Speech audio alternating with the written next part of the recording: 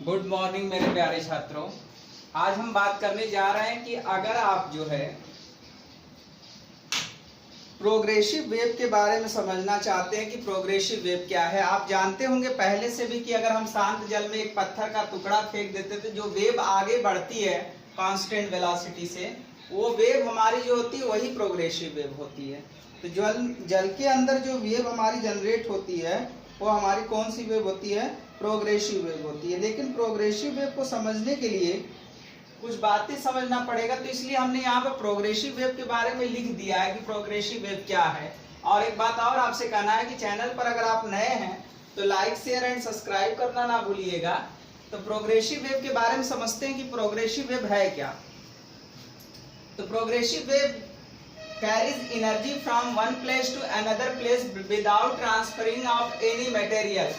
अब हमारा ये देखा गया कि तो ये दूसरे शब्द में कहें तो प्रोग्रेसिव वेव एक कांस्टेंट वेलोसिटी और कांस्टेंट एम्पलीट्यूड से आगे बढ़ने वाली वेव होती है। तो यहाँ पर हमने लिखा है it is a single wave traveling in the given direction with a constant speed and constant amplitude। अर्थात ये जो वेव आगे बढ़ती है वो कांस्टेंट स्पीड और कांस्टेंट एम्पलीट्यूड से आगे बढ़ती है। एक बात और आपसे बताना था कि प्रोग्रेसिव वेव और स्टैंडिंग वेव दोनों बेस्ड ऑन एनर्जी होते हैं। प्रोग्रेसिव वेव और स्टैंडिंग वेव दोनों बेस्ड ऑन एनर्जी होते हैं। अब इसका इक्वेशन देखेंगे कि इक्वेशन क्या होता है। और एक बात और आपसे कहना था कि प्रोग्रेसिव वेव आप ट्रांसवर्स के लिए भी ले सकते हो, लॉन्गिट्यूडनल के लिए भी ले सकते हो। बस फर्क इतना रहेगा कि जब पार्टिकल का वाइब्रेशन परपेंडिकुलर टू वेव होगा, प्रोपेगेशन ऑफ वेव होगा, तो वह ट्रांसवर्स होगा। और पार्टिकल का vibration parallel to direction of propagation होगा तो वह लॉन्गिट्यूडनल होगा।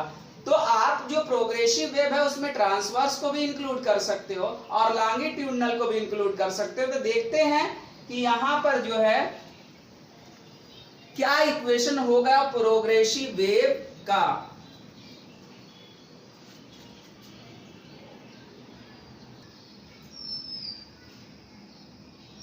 तो प्रोग्रेसिव वेव का इक्वेशन देखेंगे। Progressive wave equation in the positive x direction.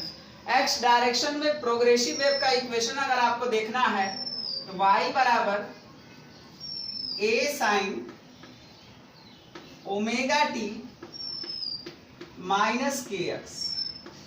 जरूरी नहीं कि आप इसी रूप में लिखें, आप के एक्स को पहले भी ला सकते हो, ओमेगा टी को बाद में ले सकते हैं, बस फेज का डिफरेंस हो जाएगा। तो ये कंपलसरी नहीं है कि आप y बराबर a sine omega t minus k x ही लिखिए या y equal to a sine omega t k x minus omega t. अगर आप लिखना चाहते हैं तो बस फेज का चेंजिंग होगा। आप इस इक्वेशन को ऐसे भी राइट कर सकते हैं, a साइन ओमेगा टी जो पहले आप लिखे हैं उसको आप के एक्स माइनस ओमेगा टी भी लिख सकते हैं। इन द पॉजिटिव एक्स डायरेक्शन रखे तब आपको ये लिखना पड़ जाएगा। ये दिमाग में बैठा के रखिएगा, दोनों में से कोई किसी भी तरीके से आप लिख सकते हैं। अब आपका इस इक्वेशन में अगर आप देखना चाहते हैं कि कौन क्या है तो इसमें y आपका जो है where y is displacement of wave. y है क्या? डिस्प्लेसमेंट है। a क्या है? एम्पलीट्यूड है इसका, वेव का। ओमेगा एंगुलर वेलोसिटी,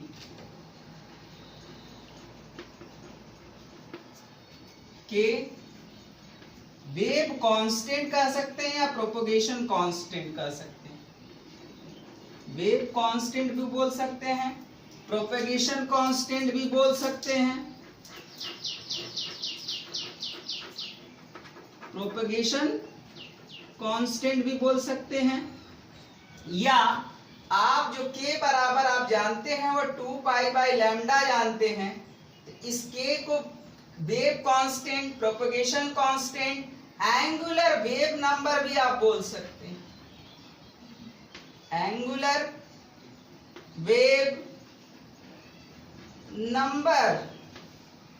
अब बस यहां पर यही ध्यान देना है कि अगर पॉजिटिव एक्स डायरेक्शन में आप लेके चल रहे हो तो y बराबर a sine omega t minus k x जहां रखे हो, वहां पर अगर निगेटिव एक्स डायरेक्शन में चले जाओगे तो यहां पर प्लस कर देना, बस इतना ही फर्क है।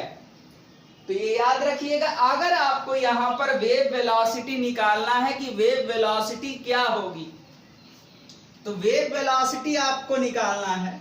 जैसे एक एग्जांपल हम दे रहे हैं, वेव वेलोसिटी आपको निकालने के लिए कॉफिशिएंट ऑफ टी लेंगे और कॉफिशिएंट ऑफ एक्स लेंगे। क्या लेंगे? कॉफिशिएंट ऑफ टी और कॉफिशिएंट ऑफ एक्स। तो यहां पर कॉफिशिएंट ऑफ टी कितना है? ओमेगा है, और कॉफिशिएंट ऑफ एक्स क्या है? वो के है। तो अर्थात जो यहां पर वेव वेलोसिटी जो होगी वो ओमेगा बाई के होगी। अब आपको दिख रहा होगा, लग रहा होगा कि इसका जो सारी फंक्शन है वो एसएचएम से मिलता जुलता है। तो हाँ, सही बात है, ये एसएचएम से मिलता जुलता है। आगे देखते हैं, यहां पर अगर निगेटिव एक्स डायरेक्शन आ जाएगा तब क्या होगा, और साथ में देखेंगे कि पार्टिकल वेलोसिटी और वेव वेलोसिटी के बीच में क्या रिलेशन होता है, साथ में उसका स्लोप भी देखेंगे।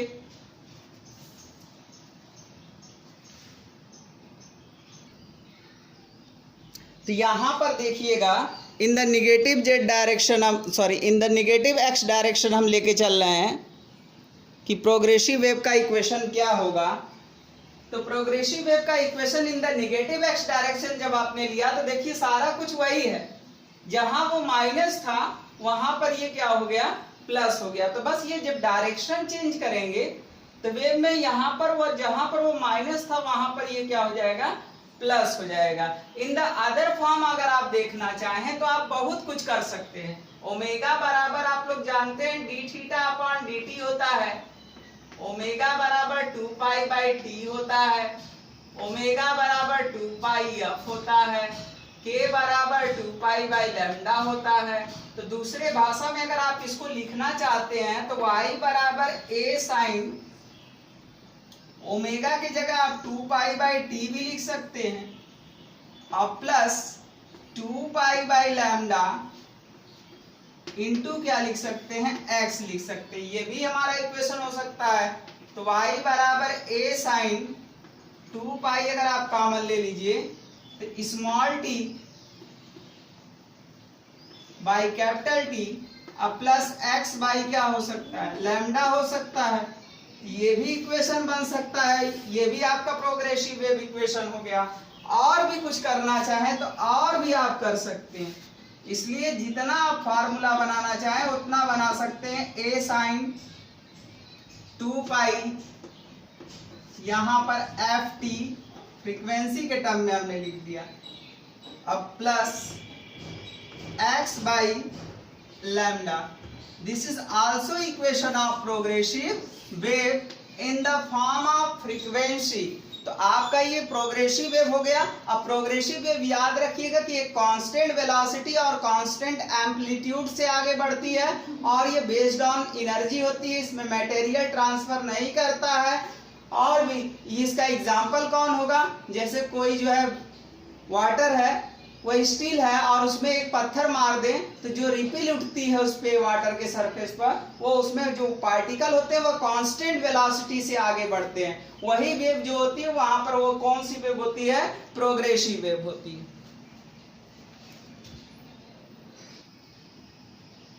इस समय हम लोग ये देखने जा रहे हैं कि क्या रिलेशन होगा बिटवीन फेज वेलोसिटी और वेव वेलोसिटी। बहुत सारे बच्चे दोनों को एक समझते हैं, ये ऐसी बात नहीं है। प्रोग्रेसिव वेव में या एसएचएम में आप लोग जब पढ़े होंगे तो दोनों अलग अलग चीजें होती हैं, दिमाग में बैठा के चलिएगा। और चैनल पे नए हैं तो लाइक शेयर एंड सब्सक्राइब करना ना भूलिएगा,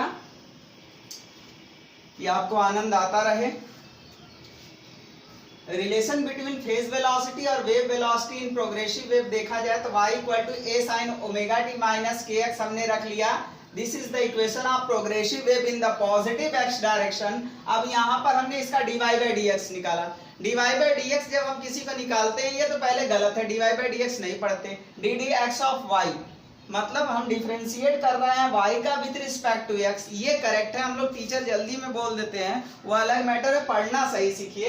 इसे बोलते हैं d d x of y, मतलब differentiation of y with respect to x। यहाँ पर हम लोगों ने देखा तो यहाँ पर साइन का डिफरेंशिएशन कॉस हो जाता है, सारे फंक्शन वही हो जाते हैं, और यहाँ पर हमने लिख दिया और ये डेटा को बाहर निकाल दिया k को, ठीक है।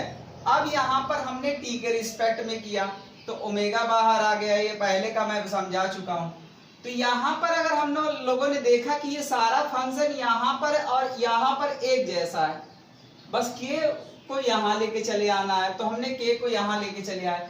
तो जो वेलोसिटी ऑफ द पार्टिकल है वो wave negative of wave velocity into slope है। उस स्लोप पर जो वेव वेलोसिटी होगी वह निगेटिव होगी। मतलब क्या कहना चाह रहा, अगर कोई भी वेव आपका पॉजिटिव एक्स डायरेक्शन में, the velocity of the particle will be negative. If the wave is traveling in the negative x direction, in that situation the particle velocity will be positive. With graph आप समझेंगे तो अच्छा लगेगा। अभी आपको ये लग रहा होगा कि क्या चल रहा है, जैसे आप इसको हम ग्राफ के थ्रू समझें।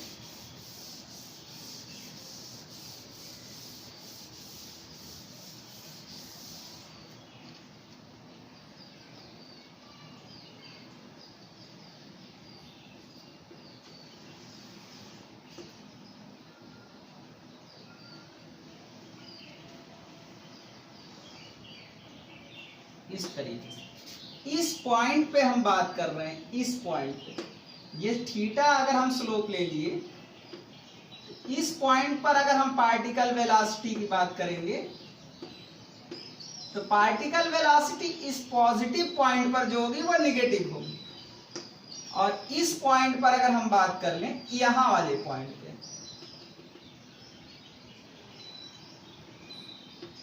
इस वाले पॉइंट पर अगर हम बात कर लें तो पार्टिकल वेलोसिटी उस वेव का क्या होगा, वो जो हो जाएगा पॉजिटिव हो जाएगा।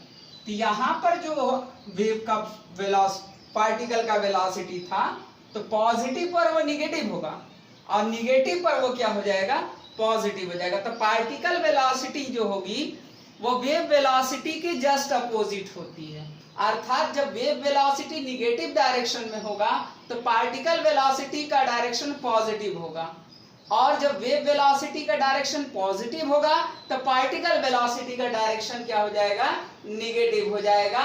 इट मींस यही बता रहा है कि जो पार्टिकल वेलोसिटी आप लोगों ने देखा यहाँ पर, तो Vp इक्वल टू जो पार्टिकल वेलोसिटी है वो क्या है, wave velocity into slope at that point. जिस पॉइंट पर आप स्लोप ले रहे हैं उस पॉइंट पर अगर वेव वेलोसिटी पॉजिटिव है तो हमारा पार्टिकल वेलोसिटी निगेटिव होगा। अगर उस स्लोप वाले पॉइंट पर वेव वेलोसिटी निगेटिव होगा तो वहां पर पार्टिकल वेलोसिटी क्या आ जाएगी, पॉजिटिव आ जाएगी। जैसे यहाँ पर देखिए वेव वेलोसिटी निगेटिव था तो पार्टिकल वेलोसिटी क्या आ गई, पॉजिटिव आ गई। यहाँ पर वेव वेलोसिटी क्या था, पॉजिटिव था, तो पार्टिकल वेलोसिटी क्या आ गई, निगेटिव आ गई। तो ये दिमाग में बैठा के चलिएगा कि वेव वेलोसिटी पॉजिटिव होगा तो पार्टिकल वेलोसिटी का डायरेक्शन निगेटिव होगा। वेव वेलोसिटी का डायरेक्शन अगर निगेटिव होगा तो पार्टिकल वेलोसिटी का डायरेक्शन पॉजिटिव होगा। कहां पर, हर जगह नहीं, जिस पॉइंट पर आप स्लोप ले रहे हैं उस वाले पॉइंट पर। Thank you. आगे नेक्स्ट वीडियो में बात करेंगे कि अगर हम इसका डबल डिफरेंशिएशन करते हैं तो क्या रिलेशन होगा, इंटेंसिटी क्या होगी। और बहुत अच्छा टॉपिक है, जैसे आप लोग देखे होंगे कि सुने होंगे कि लड़कियों का पिच बहुत ज्यादा होता है और जो है लायन का पिच सबसे कम होता है। तो ये सब पिच के बारे में डिस्कस करेंगे कि किसका पिच ज्यादा होगा, क्या जिसका पिच ज्यादा होगा क्या उसका लाउडनेस भी ज्यादा होगा या कम होगा, क्या रिलेशन होगा, ये सब बारे में डिस्कस करेंगे नेक्स्ट वीडियो में। लेकिन चैनल पर अगर आप नए हैं तो उसे लाइक शेयर एंड सब्सक्राइब करना ना भूलिएगा। जय हिंद, जय भारत।